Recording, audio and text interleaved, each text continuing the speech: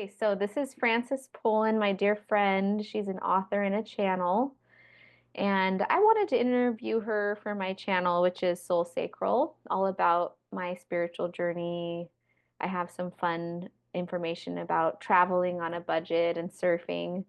And my real passion is spirituality, though. And Frances was my original meditation teacher that has taught me so much over the years. And recently, I just took hypnosis training with her, which I am so grateful for.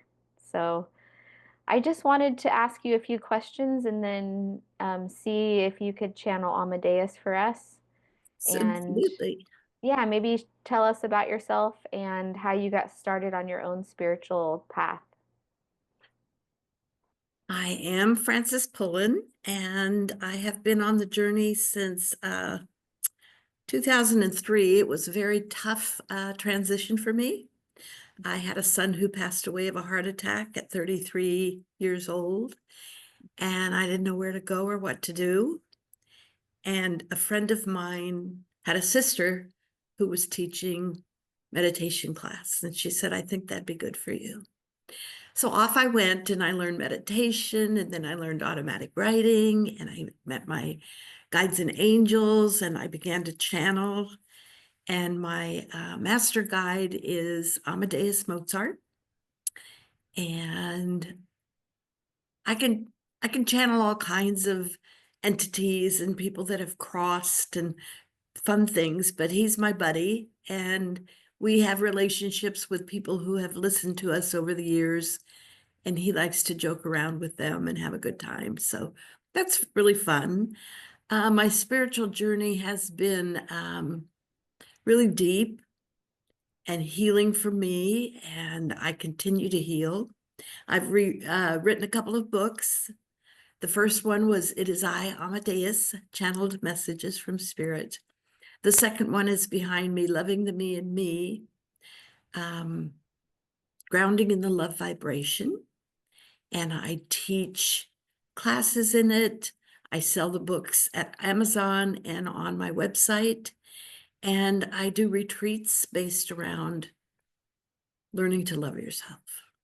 It's so important. And we shy away from it because we think, oh, that's nonsense, or I don't need that, or my life wasn't so bad. And then you start to dig in, and it's so moving. It's just wonderful. And I'm proud to say that not only was I teacher for Chelsea, but I taught her children meditation, particularly her daughter, Monet. And Monet was quite creative. And one day she was invited by me to figure out a meditation for the day. And she said she wanted to go in an anthill.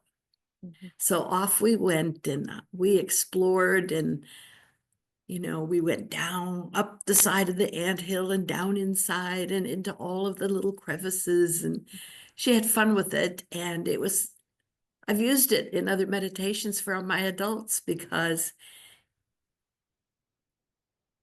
nothing is better than seeing it through a child's eye. So I will always be grateful for the opportunity to have her children with me also. I am so grateful for that.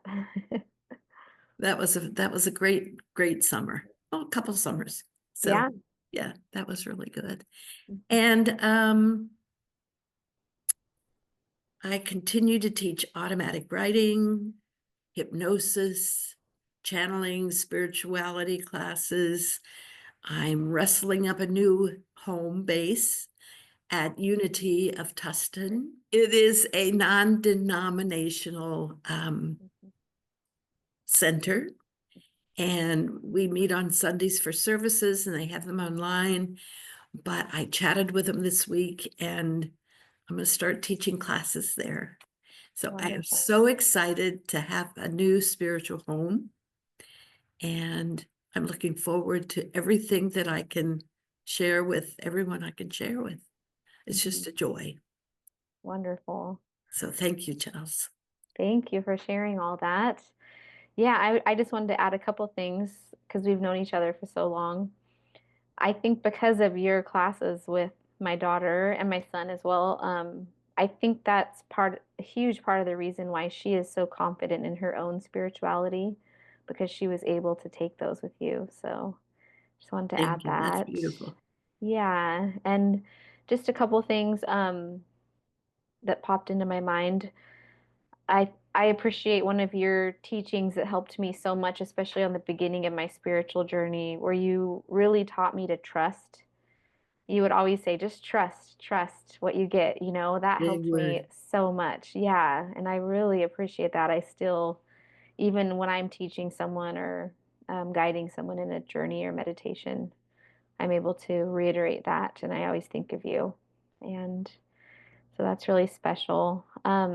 I did want to ask you something. Oh, I wanted to add as well, your books are just so special and so amazing. They're so well written.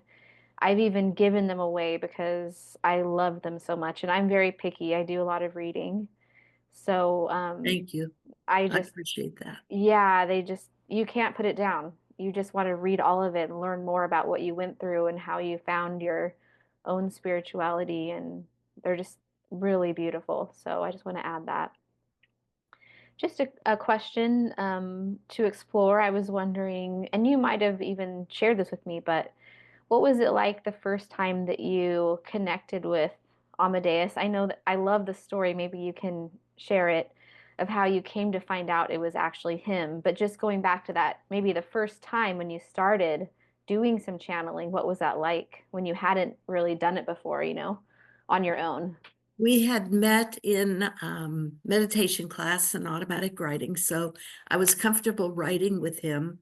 And then one night the instructor said, well, we're going to channel tonight. And I thought, okay, what's that going to happen now? And he's so assertive. He reminds me a lot of myself. So I know he's been with me through high school and me always raising my hand first, that kind of thing. But I just sat there and all of a sudden my mouth said, it is I, Amadeus. Greetings. And I went, whoa, this is happening. Mhm, And if you don't know much about channeling, I loaned my voice box to him. mhm, He didn't control me, he didn't consume me. There was nothing frightening about it at all. He was just borrowing something from me for a short time, which he's done many times ever since. And my personality and his personality seemed to mirror each other. And that really surprised me. I didn't realize I had someone with me that had that kind of effect on me. But there he is, and there I was. And at some point, um, I was doing a demonstration at a fair, and a gentleman said, is the channel your sister from that lifetime? And he said, yes. wow. But I couldn't Mhm, get it past my mouth. I went, I'm not doing this. It just floored me. And I didn't feel good enough. I didn't feel, I was so honored. I just didn't feel that I was that special, which mhm, I'm not, but it had nothing to do with me. It was all about him. mhm, And I am special, but we're all specials. So he continued, and I got back into the moment, and he said, and I am here with her in this lifetime to repay karma from that lifetime.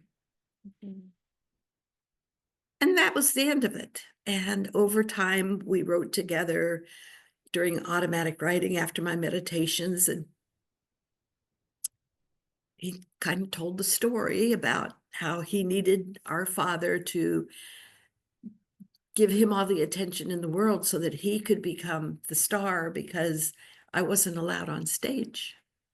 I was a woman and I had to get married and have babies. mhm, So he apologized and said that he would put me on the dais, which means even venues like this, I'm kind of on stage. And mhm, he put me there in that sense for me to meet you and for you to ultimately have this program. And here we are together. nothing is accidental. Mhm. And I love knowing that everything that happens, every person we meet, everything we do is orchestrated Mhm. and it's meant to be there for a reason.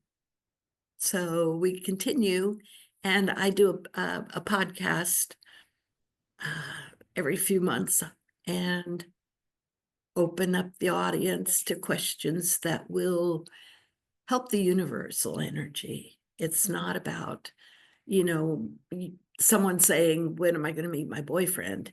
It's deep, sage questions and sage advice. Mhm. I have fun with that. I love that. And Yeah, we're I've going to I've do gone some to of that. one. I loved it. Yeah, it was a really good. Really enjoyed it. Thank you. Nice. Now I've been there and I know you have, but you've been to the town where he actually lived and you've seen his home, right? And your home, we know when you were in that Yes, lifetime. How did you absolutely. how did you feel when you were there? It was very moving. Before I went, I had done a hypnosis with a friend, and she took me to that place, and I could see him playing the spinet piano, and I was playing the violin. And so when I got to the house, I could hear the music that I'd heard, and I could hear us laughing and giggling in different parts of the house. And when it was quiet, I learned afterward, I read about it, and it said that the house had been destroyed partially during one of the wars. And so the reason I wasn't hearing us in every room is because our energy was no longer in some of the rooms Mhm. because they'd been rebuilt. Mhm. And then traipsing around, I went looking for my gravesite. Mhm. And I found my gravesite, and it was life-changing. And I stood there and I was looking for proof. I was looking for another message that would tell me, this is another reason why. And a voice came into my ear, and it was a woman's voice, and it was in my left ear, and I can still hear it. And she said to me, "You have the energy. There's nothing here for you." Mhm. So I quit looking. I trusted, and I Mhm. started to believe that it was really true. Mhm. So it's been quite the journey. That's so cool. I love that. Beautiful. Yeah, I feel like our souls remember in certain places. They feel familiar, you know? Mhm. They do. They do. When Mhm. you travel the world or when you meet a particular Mhm. friend that you bond with right away, Mhm. you've had a lifetime with them. And we have to remember that we're living parallel lives Mhm. and that the time doesn't mean anything. And sometimes you're having a moment and they call it deja vu, and it's really something that's happening right now. But because it's time jumping, it's showing up as a thought in your head when really it's something that just happened to you. Mhm. So it's an interesting concept, and it's been very fun to dig into these kind of things and learn them. And I have students and friends, and I always call them the wrong name, but I consistently use the wrong name. I don't change it around. And we all laugh when it happens because we know that they are part of another lifetime for me. And Mhm. they're coming through to give their messages. Mhm. So Yeah. Okay. Well, should we do some connecting with Amadeus? I have a couple questions. Let me just make sure I have them open. Just a couple. Okay. it'll take me just a second to get ready. Yeah. Take your time.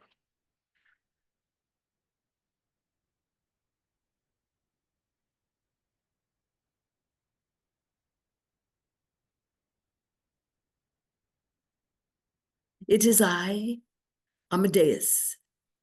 Greetings to all of you It's such a pleasure to have you in the audience, listening, caring, sharing, and loving each other.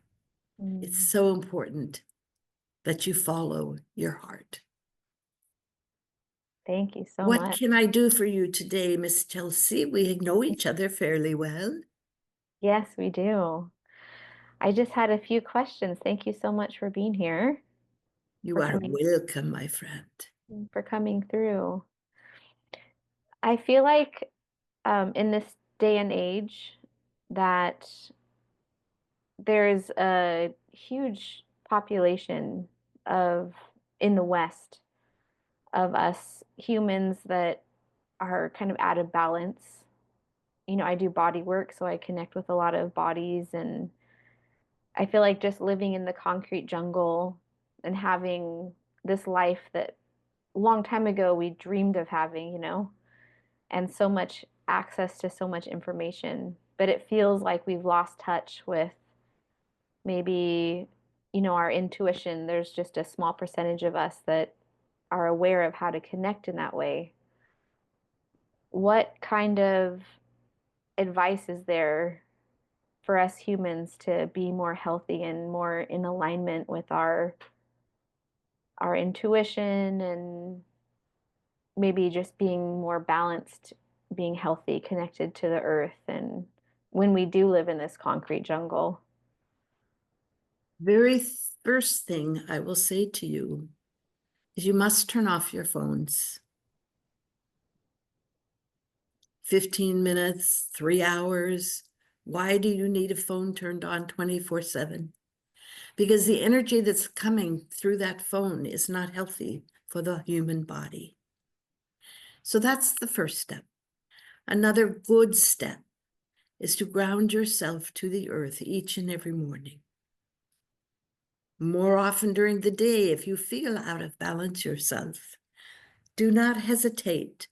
Close your eyes, imagine your feet sending tree roots down to Mother Earth, to Gaia, grounding you.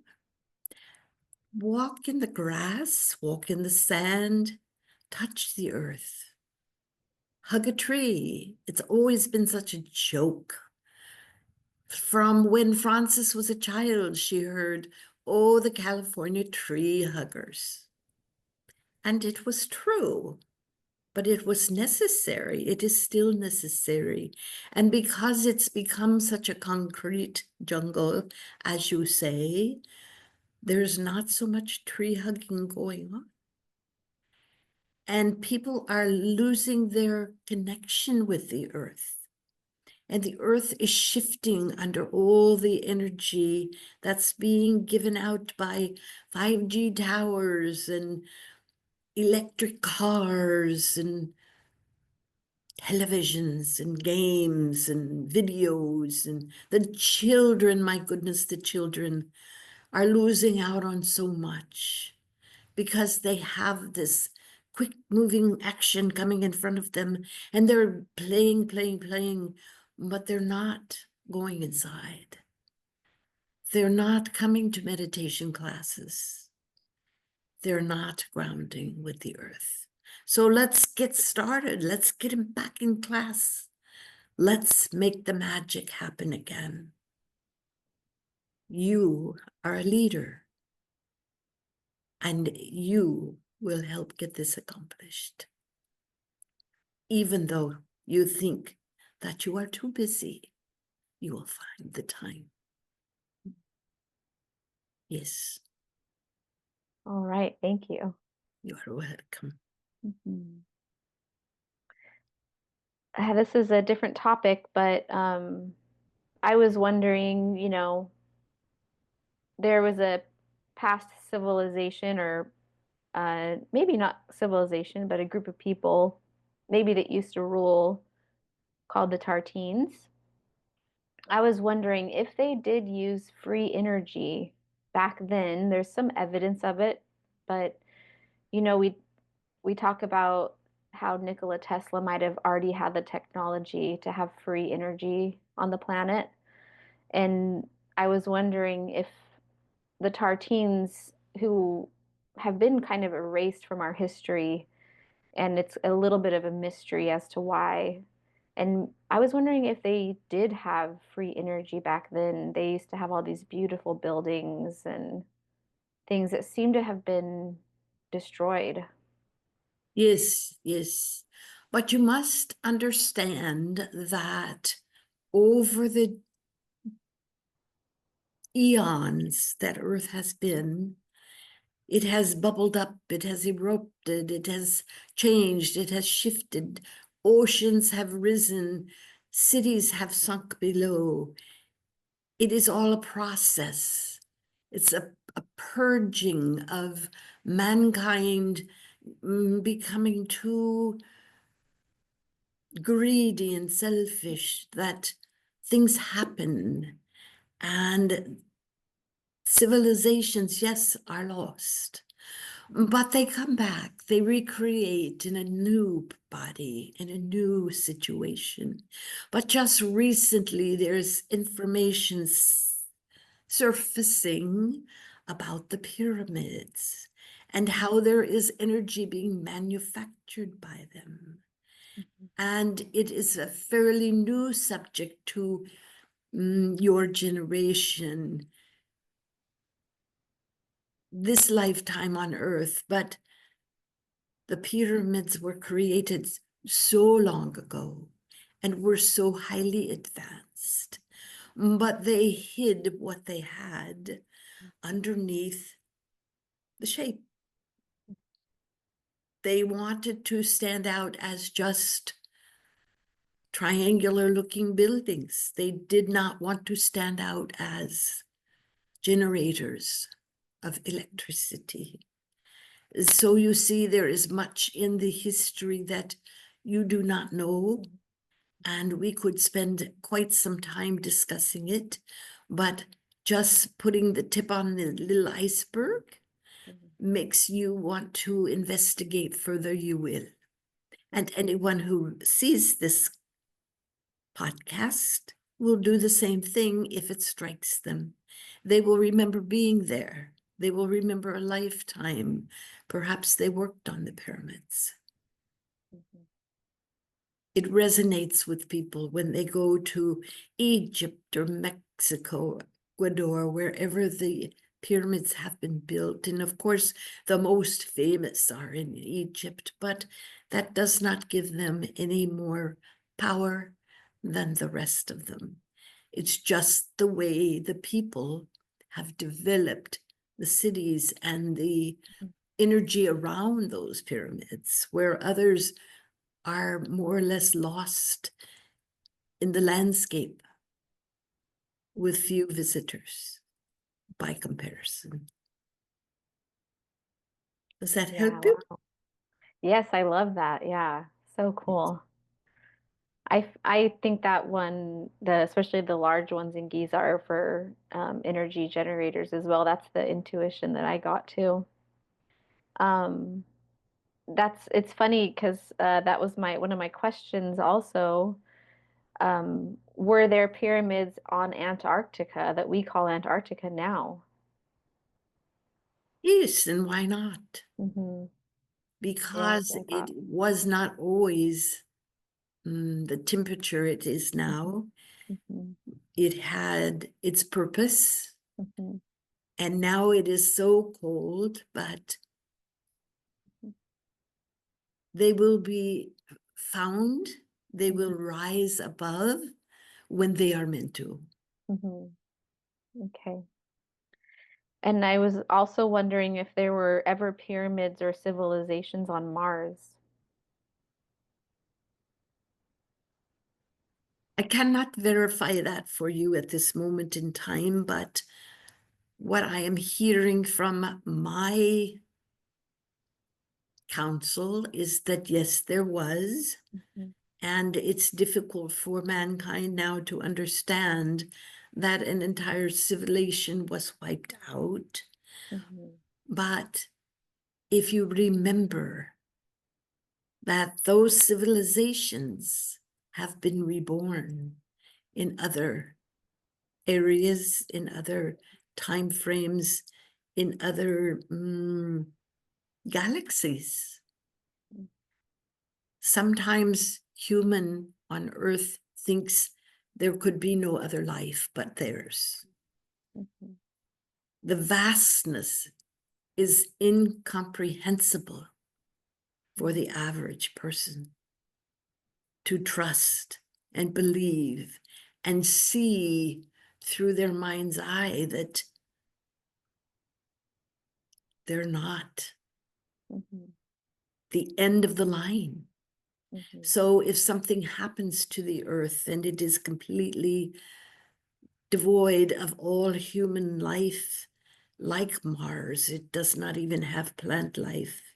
If that should happen, maybe not if, when that should happen, your souls are energy and they will pop up somewhere else. Mhm. Mhm. Maybe you won't have hands and feet. Maybe you'll be more like a fish. Who knows? Mhm. We don't know what's going to happen. We only know what has. Mhm. We do not predict the future. We could try, but mankind interferes with our work at times. So how can we predict if they might interfere? Mhm. And it's not bad. It's just what is. Mhm. I hope that helps. Yes, absolutely. Um, I was just wondering what Amadeus, what you think is, I know everyone's different, but what are some practical tools that people can use today to open up to connect with source or consciousness? Some people call it God. You know, I think so many people look outside themselves for answers because they haven't learned to open up their third eye or to connect with consciousness and receive that information, from their own heart. What do you think are some ways that humans can do that now in this present day and time? They can sit in silence. They can do their own quiet, Mhm. their own peace, and listen, listen, and trust what they hear. Mhm. Because if Spirit says, today will be a great day for you to walk the beach, and you say, oh, I sure made up a good story that time. I get to walk the beach today. Oh my goodness, how fun. Mhm. They don't realize that Spirit told them. They didn't make it up. They didn't make that decision alone, but they do get to walk the beach that day Mhm. because that was their gift. And it is very important to seek out highly respected teachers who can assist them. Spiritual training, meditation class. You've been through many classes to teach you, to bring you to the level you are now, right? Mhm. Right? And most important, I want to say, do not trust everyone or everything. Go with your gut instinct, your solar plexus, and find the truth. So if you found Frances and you asked for the truth and you got a bad feeling in your tummy, you would not have used her for a teacher. But since you felt good, you trusted your children with her, you could recommend her, and you do. We know you do. But what if you would have gotten a bad feeling in your tummy? You would have needed to walk away. Mhm. So Right. always pay attention to that instinct Mhm. and always listen with your heart. Mhm. Loving you is the most important thing you will ever do. Mhm. Yes. Thank you so much. Is there any last comments or anything else that you would like to say before we connect back with Frances? What I always love to close with is go now in love, light, and laughter for eternity. Yes.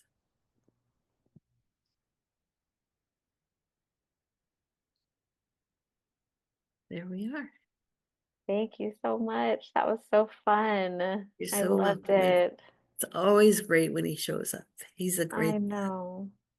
Yeah, one of my favorite parts about your classes The is channel. is if Amadeus comes through or any of your other guides is so wonderful too. Yeah. Thank you so much, Francis. And thank you. Would you It's a like to blessing. share anything about, I know you mentioned that your books are on Amazon, correct? Yes. And then you Yeah, are they teaching are. hypnosis sometimes and doing retreats, and you can check your website, anything else, and we'll leave your let us know what your website is. My website is francespullin.com. It is not difficult to remember.